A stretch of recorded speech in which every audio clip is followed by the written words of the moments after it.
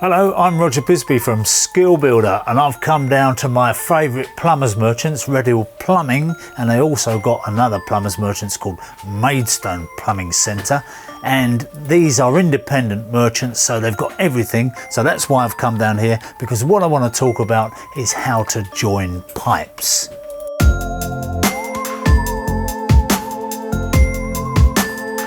So what we're going to do, we're going to split this into two things. We're going to do supply pipes in this video, and then later we'll be talking about waste pipes. So supply pipes and also central heating pipes. Now you've got a choice these days of good old-fashioned tried and tested copper, which I love, also plastic. Plastic has come on an awful lot in the last few years. You can get it in rolls, you can get it in straight lengths, and you can get it in different types of plastic.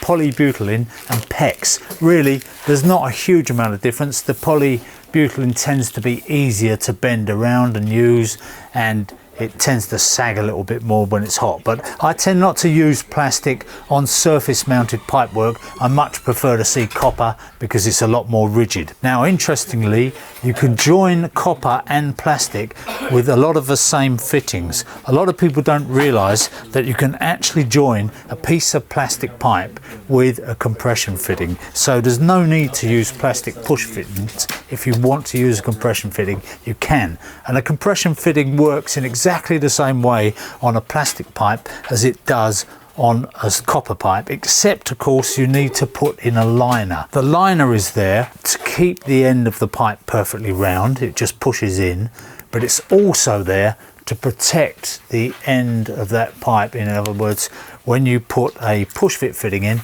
there's an O-ring in there, and if you don't have that liner on, that square edge on the end of the plastic will damage or can damage the O-ring. You might not know about it straight away, but 6 months down the line it might develop a leak. 6 years down the line it might develop a leak. And I've seen countless examples where professional plumbers who really ought to know better have not bothered putting the liners in. They save themselves 50p on each liner, and what they do is they just push that pipe straight in and go, oh, that'll be all right. And because it doesn't leak, they think it's okay. Now, the trouble is, if you save yourself 50p on a liner and there is any problem, suppose you end up flooding a block of flats or a house or whatever, and there's an insurance claim, they come along and inspect the pipework and find there are no liners in the end of it, then it's down to you, and the insurance company will run a mile. You'll be in trouble. So it's really essential that you fit a liner. Now, there are different liners. This one is made for the polybutylene. This one is made for Speedfit, which is JG Speedfit, which is the white, what we call PEX, cross-linked polyethylene pipe. So they're different, and as you can see, this one's got a rubber seal on the inside and also a seal there, which is brilliant because it means it's sealing inside the pipework as well as on the end where that goes into the fitting. Actually, I prefer to use compression fittings on plastic pipe rather than push fit because you're not relying on an O-ring, but that's just my personal preference. So the same procedure applies to copper pipe or to plastic pipe, but with plastic pipe we must put that liner in the end first, and then we need to put the nut over the end of the pipe, and you'll find that that is a pretty snug fit as well. And then this is the olive, copper olive, that goes over the end of the pipe. Now when you've done that, the next thing is you put the fitting on itself and you do that up hand tight, and then you get your adjustable spanner or whatever and you give it a tighten. Now you don't need to go mad with tightening these fittings. You need to make sure that they're crimped on there, and once they're crimped on there, that olive that's inside there, the copper olive I just showed you, will compress onto the pipe. So when I undo it, you'll see that the copper olive has actually squashed the end of the pipe in there now and has formed a very, very good seal. Now that won't come off. That's really on there, which is why I like compression fittings on plastic pipe. But just as a belt and braces measure, and this is something I do, some plumbers do, some plumbers don't. Some plumbers use paste, but I find that a bit of PTFE tape, if I can just get it started, a bit of PTFE tape is actually a lot cleaner, a lot nicer. Now it goes around the olive. It doesn't go around the thread because the thread actually doesn't do anything to seal the fitting. So if I just wrap that around the olive like that, put the fitting back on, and I always tighten them, take them off, then put the PTFE tape on. I know it's a slightly longer winded process, but we're talking belt and braces here. We're talking about making a joint that is not going to cause you any problems, any callbacks throughout its entire life. So doing this with a bit of PTFE tape in the end, I have never had a problem with these fittings. Without the PTFE tape, every so often you get a tiny little weep coming out. But with that PTFE tape, doing it properly like that and tightening it on, it's absolutely foolproof. Now, there are times, as I mentioned, when people don't put these liners in the end of the pipe. And as I said, it's essential when you're using plastic pipe to use the liner. Now, sometimes plumbers don't put them in deliberately, they just don't bother. But other times, they just forget to put one in, which is understandable. You're working away, you may be in a loft, you may be under the floorboards, whatever you're doing, and it's very easy to forget. So what I do is I get the fittings and I count out the number of liners I need. So I get 3 liners for that fitting. Next fitting, I may need, in this case, 3 more liners, 15mm ones in this case. So I get all those fittings, all those liners, I put them in a little polythene bag, and I take the polythene bag with me, I assemble all the fittings as I go, and if I end up with 1 more liner in the plastic bag at the end of the thing, I know I've forgotten to put a liner in. If at the end of it I haven't got any liners left, I know that every single liner is in the end of the pipe. So that's just my little way of making sure that I don't forget to do that. So that's compression fittings, that's plastic pipe, but we've also got the option, excuse me, I'll just grab that. We've also got the option of using Pushfit fittings. Now, there are 2 types of Pushfit fittings really. You've got demountable and non-demountable fittings. Now, the demountable means that you can put the fitting on. I'll just show you very quickly how that works. Again, put the liner in, because you can see this square end here. That's going to damage the O-ring. And once we get that liner in there, we've got a nice rounded end. And you'll see that when I put the fitting on, it just pushes straight over and it's on. Now that is actually, believe it or not, on there, and it will not come off. I've actually tested this. When I used to teach plumbing at the college, I used to offer the boys £10 if they could pull these fittings off the end of the pipe. And believe me, they would spend all afternoon trying to pull the fittings off the end of the pipe, and I never lost £10. So it just goes to prove, if you do this right, they're a very good fitting. They actually swivel around as well. They've made this locking mechanism that means that once that's done, the fitting can't be accidentally pulled off the end by any process. Now, you don't have to tighten that. I've even known plumbers who get a wrench and tighten that nut, thinking that that has something to do with the seal. It doesn't have anything to do with the seal at all. It won't improve the seal. All it does is mechanically locks that fitting on the end so that it can't pull off. And if you want to pull it off, you simply undo that nut slightly to there, and then you push the collet in, excuse me while I do it, because it's, whoops, let's do that again. Right, so we've undone it, and what I've got to do is push that collet to get that fitting off. You can see how well, when I said it's locked on, I can't even get it off myself for a tenner. So what I tend to do sometimes, just use the spanner to actually push it off like that, and you'll see that it came off. Sorry, can you give me that back?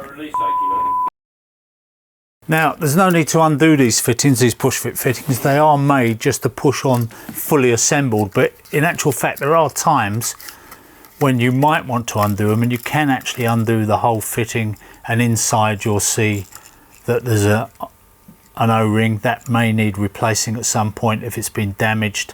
So it can be done, but most of the time as plumbers we tend to just chuck them away and buy new ones if there's any problem with them. So there you are. Once it's locked back on there, that's ready to go again.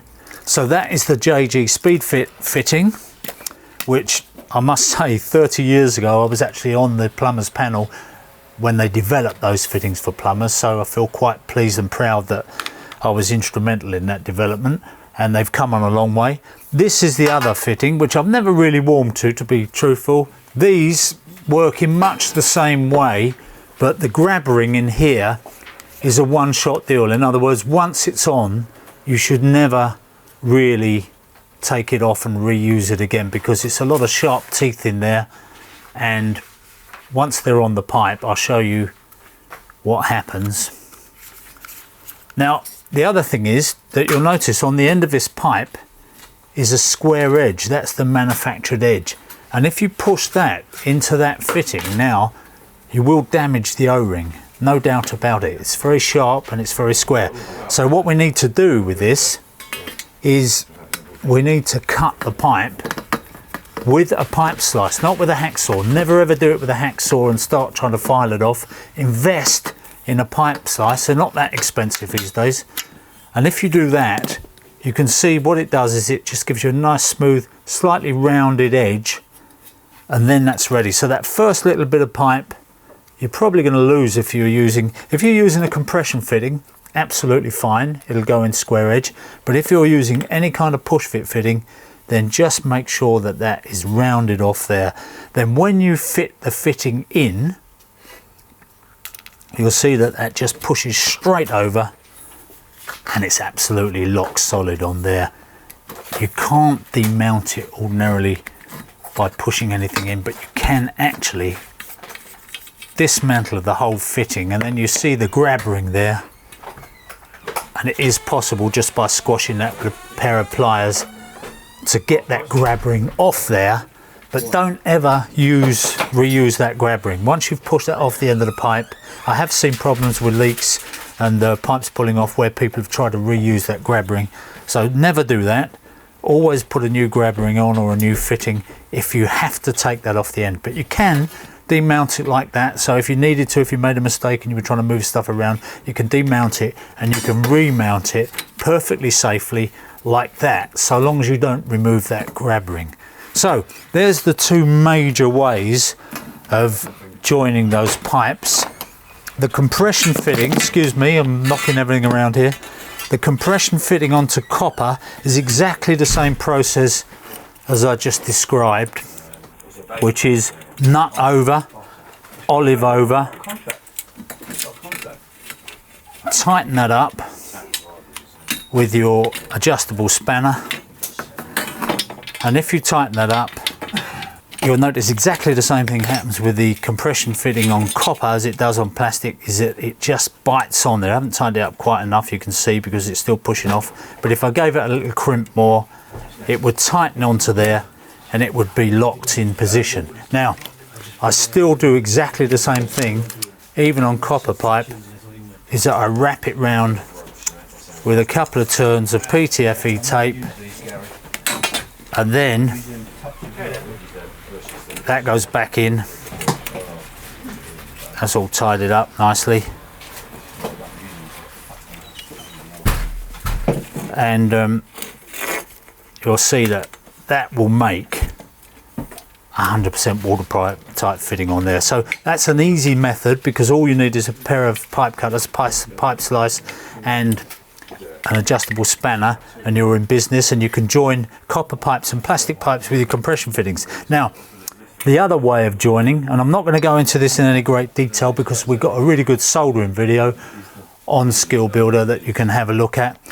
That is to solder the fitting onto the end of the pipe. That means you've got a bit of what is now lead-free solder, but in this case the solder is actually in the fitting. This is what we call a solder ring fitting, and you'll see that there's a bead of solder that goes round in that fitting. So when we put flux on the end of the pipe, and again I'd recommend you watch the soldering video on our Skill Builder channel, and then put the fitting on the end, heat that up, and you will find that the solder will run down there and it will form a perfect seal. The other way of doing it, and again this is on our video, the cheaper way, the way that professionals do it just because it's a cheaper, easier way, is that they use an ordinary, what we call an end feed fitting that goes on there. And you must put flux on before you do this, by the way. don't just put them on dry.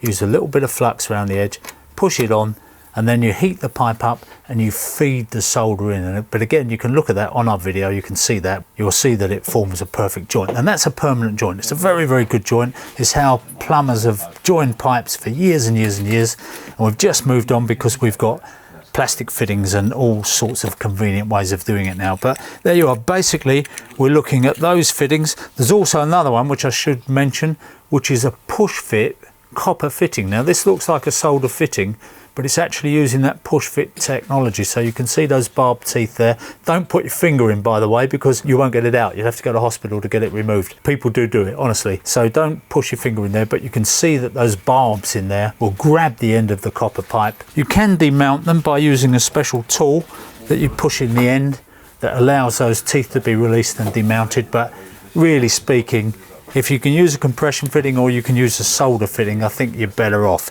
The only other thing I must mention is that if you're using Pushfit fittings, either the plastic type or these type or any other type, you mustn't use them on stainless steel or chrome pipe, because on chrome pipe, as the water turns on and off and you get a bit of water hammer, it will eventually push that fitting off the end of the chrome pipe. I've seen it many, many times. People have had floods on their hand because maybe it grabs at first, but over the time it just eases its way off bit by bit. So if you've got stainless steel pipe, use a compression fitting.